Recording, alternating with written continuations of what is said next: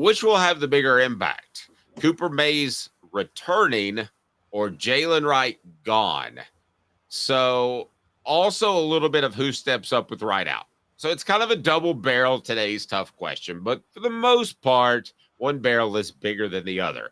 Which will have the greater impact? Cooper Mays returning, who did on Friday, and we'll visit with him later today. So make sure you're subscribed and you have your notifications on. Hit that like button, please, so we can open it up to as many listeners as possible. And we'll visit with Cooper later today, brought to you by City Heating and Air Conditioning. That'll be on our YouTube channel, and you can hear why he decided to return to Tennessee and become a Vol. Jaylen Wright, though, is gone, which is not a surprise. Off to the NFL, we can talk about why running backs are more likely to make that decision than ever before. But which will have the greater impact? Let's start with that. Caleb, I think we're going to be on the same page, but let me have you start. And the message board, guys, I thought what I would do today, if you want to send a welcome back to Coop, since he's going to join us, I was going to actually screenshot or pull some of the comments and read them to him. And we're going to have a really feel good welcome back, Coop, Vol report later today. So today's tough question, which will have the greater impact? Caleb? You, sir. I wouldn't care if you replace Jaylen Wright with LaDainian Tomlinson. Cooper Mays back would be a bigger deal. Quite honestly, it is a huge deal. This puts Tennessee in. You may think I know you think I'm crazy, but this is a big reason Nico should be in New York next year now, because he's got 3 linemen back. I think 4, because I'm pretty sure Javonte Spraggins is coming back. I think you and I would be genuinely shocked if he left right? And so, yes. Yeah, so the interior blocking alone makes, look, I've said, if anybody doubts me, just watch the Titans yesterday with Derrick Henry, funny enough, who couldn't get a yard at all. I don't care what Derek Dooley said 12 years ago. If you want a great line over a special back, every single time. And you want your best interior run blocker over your best running back. And you just got your best interior run blocker back. And the guy who calls the shots for the entire offensive line unit. And the most important player who wouldn't be a quarterback you could possibly get on your team. Cooper Mays' return is huge for Tennessee. Like, to quote a former president, huge, okay? This is a gigantic, insanely huge return. The biggest thing, it's bigger than any commitment Tennessee could pick up on the recruiting trail. And it's more proof that that Josh Heupel is all in on 2024. We'll probably talk later in the week. I don't want to get into it today too much, but I'm sure NIL collectives were a little bit more focused on getting players who were key players who were on this team back for next year. And I think a lot of that was surrounded around Cooper Mays. No, I wouldn't be surprised if it gives them a little boost on the recruiting trail. You're going to tell some freshmen that, hey, you might be able to play more because Cooper Mays is back. Now, we both know that freshmen are freshmen, and there's just probably an 80% chance they're not going to have an impact in year one. But it doesn't matter. Just how big is Cooper? Well, you made a reference to that Derek Dooley statement. We called Derek Dooley smart a lot, even though he was a bad coach. That was the dumbest statement. I was at the press conference when he said sometimes a running back makes up for an offensive line. No, he said a running back can make an offensive line more than an offensive line can make a running back. Is that fair? He said you'd rather have a special back than a special line. That's literally what he said. Incredibly stupid.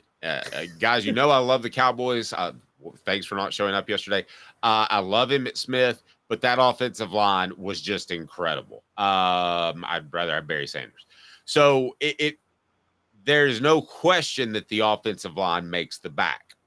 That being said, I think that Tennessee had a pretty special back with Jaylen Wright. And I think we're going to see Jaylen Wright have a 7-8 year career in the NFL, which for a running back, that's really, really good. I mean, if he makes the Pro Bowl once, if he's all pro, that sort of thing, I wouldn't be surprised. I think he has that level of ability and his ability to break tackles. I think he has a nice little jump outside, but he's now willing to be a physical running back. So I don't want to downplay the loss of Jaylen Wright, Caleb. I still think it's a loss. However, it's a loss that we told you about 2 weeks ago, that he and Jabari Small were probably gone, and we'll get to Small a little bit later. But I don't think this was a surprise. I mean, it was certainly news, but were you stunned at all when you saw his Twitter post? No. And running backs, I encourage running backs to go when they can. I mean, they've got to get their money with the NFL. They just do. I'm sorry. And so I think that Jaylen Wright, we knew he was gone. And also, I think, look, we've talked about this for a while. We'll talk about who steps up in his absence in a second, but just there was a lot of hype behind a couple of other Tennessee running backs. If he stayed another year, that would delay an extra year in the NFL for NFL money. Plus, he might hurt his draft stock because he might not see as many carries next year. That's a fair point. And I think Jabari Small, what year is he, by the way? Jabari Small, he should be a senior, but he can come back for another year. Okay, he probably hurt his draft stock by coming back last year. Now, they didn't tell him that. They didn't tell him that Jaylen Wright's a more special running back and you're going to be behind him. But he probably hurt his draft stock by being number 2 behind Jaylen Wright when he was number 1 last year. Now, I want to remind you that today's tough question is brought to you by Andy Mason of AndyMasonRealEstate.com. Andy Mason is phenomenal. Over 40 years of experience in the Knoxville area in his office. Andy Mason has the best prices and the best service in the biz. I don't think there's any question about that. I love Andy. Known him for, my goodness, 30 plus years. So everybody we give an endorsement to in this program is somebody that we believe in, somebody that we have used or would use. And Andy Mason is one of those. I'll tell you more about our fantastic advertisers in a bit. Now, Jaylen Wright gone. How does Tennessee address that? Under the assumption of what I've been told, that Jabari Small would be gone. And I'm only 60-40 there. So if you want to carry it both ways, if you want to carry it without Jabari and you want to carry it, is it fun? Yeah, like the pun, carry the football. If you want to go that direction, you can as well. But let's work under the first assumption that Jabari Small returns. Then you've got a lead tailback because he proved he could do it 2 years ago, right? Correct. And that's what I would have said. Jabari Small may not be as good as Jaylen Wright, but if you're good everywhere else, we just saw Tennessee go 11-2 with Jabari Small as a feature back in 2022. And which leads to your point, Dave. Again, whatever people want to say, a special back only elevates you so much in football, just given the way the game is played. I'm sorry, it does. Name the last. Emmitt Smith was the last MVP running back to actually win a Super Bowl that year, funny enough. And that, I don't know if he should have been MVP that year either, that 93 season when he held out. But yeah, that's the last time that happened. It doesn't happen that much anymore. So if Jabari Small stays, Tennessee's fine. If he doesn't, there's still Cam Seldon. Peyton Lewis is a really highly touted running back who will be on campus next year. And as you know, Dave, you can plug a freshman in at running back pretty much easily, provided they pick up pass protection and vision. The elephant in the room and the wild card at the same time is Dylan Sampson. We have heard many times that Dylan Sampson has Alvin Kamara potential. The issue with Dylan Sampson has consistently been pass pro and vision. And the pressure is all on Dylan Sampson now. Well, and size to some extent, right? I mean, I don't think he's the guy that you hand the ball at the beginning of the game and then he's your fourth quarterback, because I think he's going to get worn down.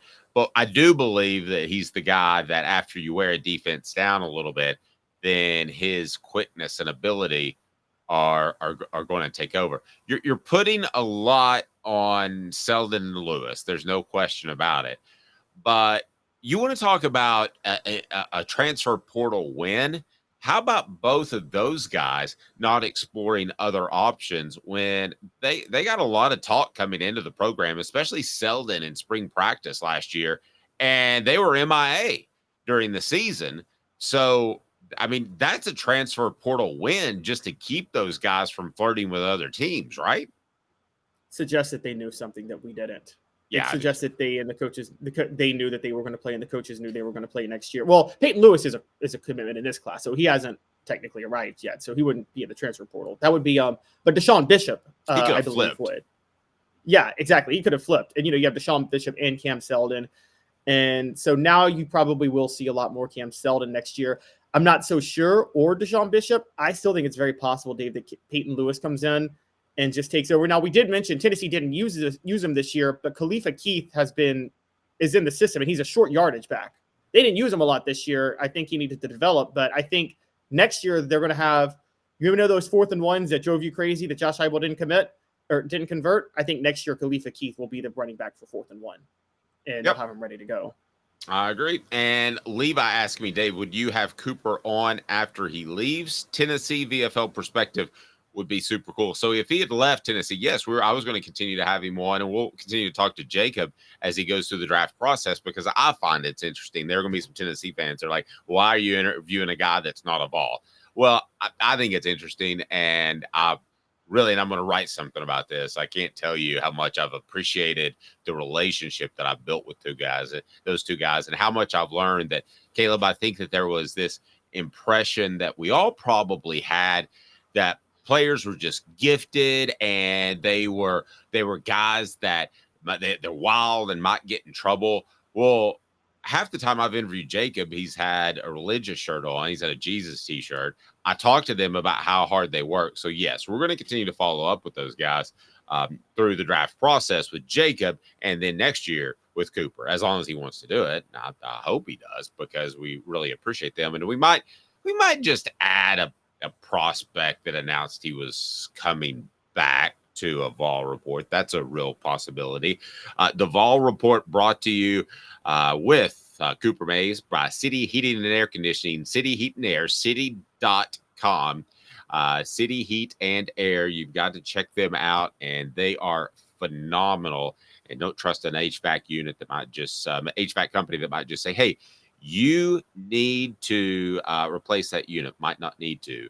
cityheatandair.com. All right. So Tennessee gets Cooper Mays back. Were you surprised at all, Caleb, when you saw that Cooper was coming back? I was not. I think he was looking for a year to be healthy. Also, I know you personally, and you knew some things so I couldn't things that you couldn't say, but I could get the vibe from talking to you. And then on top of that, just as you noted, he and Amari Thomas are really good friends, and Amari Thomas decided to come back the day before. So also I had known, again, talk about it later, but I had kind of been aware of how Tennessee was applying their NIL funds, and that made it very clear.